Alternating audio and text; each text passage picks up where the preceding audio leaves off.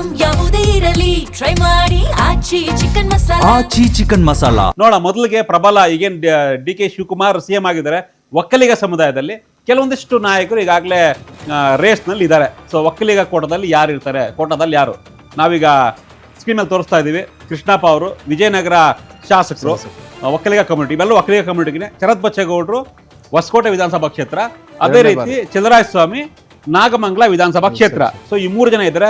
ಜೊತೆಗೆ ಇನ್ನು ಇವ್ರ ಜೊತೆಗೆ ಇನ್ಯಾರ ರೇಸ್ನಲ್ಲಿ ಇದ್ದಾರೆ ಅಂದ್ರೆ ಬಾಲಕೃಷ್ಣ ಮಾಗಡಿ ಬಾಲಕೃಷ್ಣ ಕೂಡ ರೇಸ್ನಲ್ಲಿದ್ದಾರೆ. ಜೊತೆಗೆ ಶಿವಲಿಂಗೇಗೌಡ.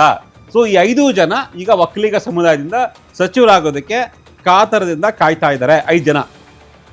ಹೌದು. ಈ 5 ಜನರಲ್ಲಿ ಎಷ್ಟು ಜನ ಸಿಗುತ್ತೆ ಈಗ? 5 ಜನ ಈಗ ಮುಖ್ಯಮಂತ್ರಿ ಸಮುದಾಯದವರ ಮುಖ್ಯಮಂತ್ರಿ ಆಗಿದ್ದಾರೆ. ನನ್ನ ಸಮುದಾಯಕ್ಕೆ 4 ಕೋಟಿ 5 ಕೋಟಿ ಅಂತ ಮುಖ್ಯಮಂತ್ರಿಗಳು ಕೇಳೋದಕ್ಕೆ ಆಗೋದಿಲ್ಲ. ಆಗಲ್ಲ.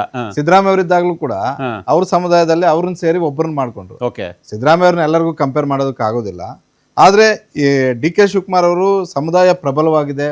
ಸುಮಾರು 60ರಿಂದ 65 ಕ್ಷೇತ್ರಗಳಲ್ಲಿ ನಿರ್ಣಾಯಕರು. ಮುಂದಿನ ಚುನಾವಣಾ ದೃಷ್ಟಿಯಿಂದ ಇಬ್ಬರಿಗೂ ಎಲ್ಲ 3 ಅವಕಾಶಗಳನ್ನು ಕೊಡ್ಲೇಬೇಕು. ಅದರಲ್ಲೂ ಇದರಲ್ಲಿ ಇನ್ನೊಂದು ಹೆಸರು ಹಾಕ್ಬೇಕಾಗಿತ್ತು. ಕುಂಚಿಟ್ಗ ಒಕ್ಕಲಿಗ ಜಯಚಂದ್ರ ದೆಹಲಿ ವಿಶೇಷ ಪ್ರತಿನಿಧಿ ಆಗಿದ್ದಾರೆ. ಕ್ಯಾಬಿನೆಟ್ ಸ್ಥಾನಮಾನ ಸಿಕ್ಕಿದೆ. ಹಾಗಾಗಿ ಅವರನ್ನ ಬಹುಶಃ ಈ ಲಿಸ್ಟ್ ನಲ್ಲಿ ತಗೊಂಡಿಲ್ಲ. ಅಲ್ಲ, ನಾವು ಸೀನಿಯರ್ ಲಿಸ್ಟ್ ಅಂತ ತಗೊಂಡಾಗ ಇವರೆಲ್ಲರಿಗಿಂತಲೂ ಸೀನಿಯರ್ ಅವರು. ಅಲ್ಲ, ಎಲ್ಲರಿಗಿಂತ ಸೀನಿಯರೇ. ಸೊ ಇದನ್ನ ಅರ್ಥನೆ ಈಗ ಇವ್ರು ಸಿಎಂ ಆದ ತಕ್ಷಣ ಏನ್ ಮಾಡಿದ್ರು? ಫಸ್ಟ್ ಮಾಡಿದ್ದು ಡಿ.ಬಿ. ಜಯಚಂದ್ರ ದೆಹಲಿ ಪ್ರತಿನಿಧಿಯಾಗಿ ನೇಮಕ ಮಾಡಿದ್ದು. ಬಟ್ ಈ ಕ್ಷಣಕ್ಕೂ ಅವ್ರೇನು ಬಿಟ್ಟಿಲ್ಲ, ಸಚಿವ ಸ್ಥಾನ. ಈಗ ಕೃಷ್ಣಪ್ಪ ಅವರು, ಶರತ್ ಬಚ್ಚೇಗೌಡ, ಚಂದ್ರರಾಯಸ್ವಾಮಿ, ಮಾಗಡಿ ಬಾಲಕೃಷ್ಣ, ಶಿವಲಿಂಗೇಗೌಡ. ಸೊ ಈ 5 ಜನ ಇದ್ದಾರೆ. ಸೊ ಇದರಲ್ಲಿ ಕೃಷ್ಣಪ್ಪ ಮತ್ತು ಚಂದ್ರರಾಯಸ್ವಾಮಿ ಇಬ್ರು ಕೂಡ ಹಿಂದೆ ಮಿನಿಸ್ಟರ್ ಗಿರಿಯನ್ನ ಅನುಭವಿಸಿದ್ದಾರೆ. ಶಿವಲಿಂಗೇಗೌಡ ಮಂತ್ರಿ ಆಗಿಲ್ಲ, ಜೆಡಿಎಸ್ ಕಾಂಗ್ರೆಸ್ ಬಂದ್ರು ಕಾಯ್ತಾ ಇದ್ದಾರೆ.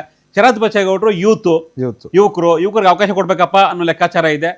ರಾಹುಲ್ ಗಾಂಧಿಗೂ ಆ ಒಂದು ಯುವಕರಿಗೆ ಅವಕಾಶ ಕೊಡಬೇಕು ಅನ್ನೋ ಲೆಕ್ಕಾಚಾರ. ಡಿ ಕೆ ಶಿವಕುಮಾರ್ಗೂ ಕೂಡ 2028ರ ಚುನಾವಣೆಗೆ ಯುವಕರಿಗೆ ಅವಕಾಶ ಕೊಡಬೇಕು ಅನ್ನೋ ಲೆಕ್ಕಾಚಾರ. ಸೊ ಹೀಗಾಗಿ ಇದರಲ್ಲಿ ಇಬ್ಬರಂತೂ ಫೈನಲ್ ಆಗೇ ಆಗ್ತಾರೆ ಲೆಕ್ಕಾಚಾರ ಇದೆ.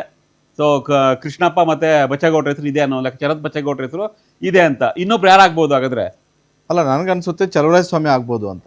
ಯಾಕಂತ ಹೇಳಿದ್ರೆ ಅವರು ಡಿ ಕೆ ಶಿವಕುಮಾರ್ ಅವರು ಒಕ್ಕಲಿಗ ಬೆಲ್ಟ್ ಅಲ್ಲಿ ರಾಜಕಾರಣ ಮಾಡ್ಬೇಕಾಗಿರೋದ್ರಿಂದ ಅವ್ರಿಗೆ ಗಟ್ಟಿ ಧ್ವನಿಯಾಗಿ ಚಲುವರಾಯಸ್ವಾಮಿ. ಡಿ ಕೆ ಶಿವಕುಮಾರ್ ಪರ ಬಾಲಕೃಷ್ಣ ಫುಲ್ ಯಾವಾಗ ನೋಡಿದ್ರು ಬ್ಯಾಟಿಂಗ್.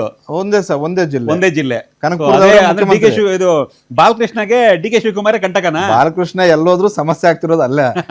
ಜೆಡಿಎಸ್ ಅಲ್ಲಿ ಇದ್ರು, ಕುಮಾರಸ್ವಾಮಿ ಸಿಎಂ ಆದ್ರೂ ಪಾಪ ಮಿನಿಸ್ಟರ್ ಆಗಲಿಲ್ಲ. ಯಾಕಂತ ಹೇಳಿದ್ರೆ ಅದೇ ರಾಮನಗರ MLA ಆಗಿದ್ರು. ಇಲ್ಲೂ ಬಂದ್ರು, ಇಲ್ಲೂ ಮುಖ್ಯಮಂತ್ರಿ ಆಗಿದ್ದಾರೆ.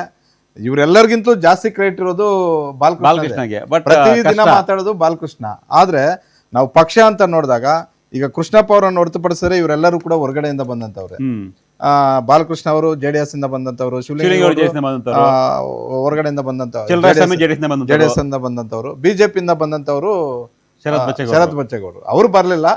ಶರತ್ ಬಚ್ಚೇಗೌಡ ಹಂಗ್ ನೋಡ್ಕೊಂಡ್ರೆ ಬಿಜೆಪಿ ಬಿಟ್ಟು ಇಂಡಿಪೆಂಡೆಂಟ್ ಅಲ್ಲಿ MLA ಆಗಿದ್ದಾರೆ. ಇಂಡಿಪೆಂಡೆಂಟ್ ಬಂದವರು ಕಾಂಗ್ರೆಸ್ಗೆ. ಹೌದೌದು.